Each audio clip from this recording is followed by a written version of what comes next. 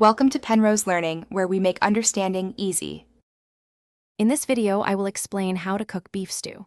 The first crucial step for an incredibly flavorful beef stew is searing the beef.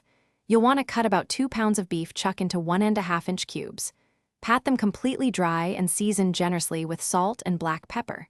Then, in a heavy-bottomed pot, sear the beef in 2 tablespoons of olive oil until it's deeply browned on all sides.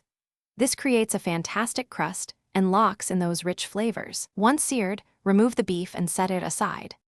Now that our beef is beautifully seared, it's time to build the aromatic foundation for our stew. In the same pot, add 1 large chopped onion, 2 carrots, and 2 celery stalks. Sauté these vegetables until they're softened, which usually takes about 5 to 7 minutes.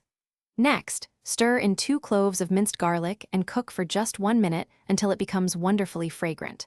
Finally, deglaze the pot with 1 cup of dry red wine, scraping up all those delicious brown bits from the bottom. This adds incredible depth. With our flavor base established, let's bring everything together for a slow simmer. Return the seared beef to the pot. Pour in 4 cups of rich beef broth, add 1 can of diced tomatoes, and 2 bay leaves for an extra layer of aroma.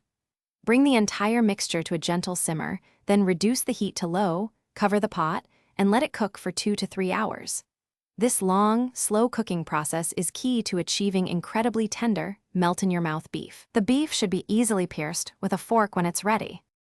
As our stew nears completion, it's time for the final additions.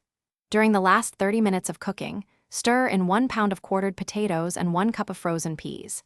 If you prefer a thicker stew, you can easily achieve this by mixing 2 tablespoons of cornstarch with 2 tablespoons of cold water to create a slurry, then stirring it into the simmering stew until it thickens. Taste and adjust the seasonings as needed. Serve your hearty beef stew hot, perhaps with some crusty bread for dipping. Enjoy! Thanks for watching. If this was helpful, leave a like and consider subscribing. See you next time.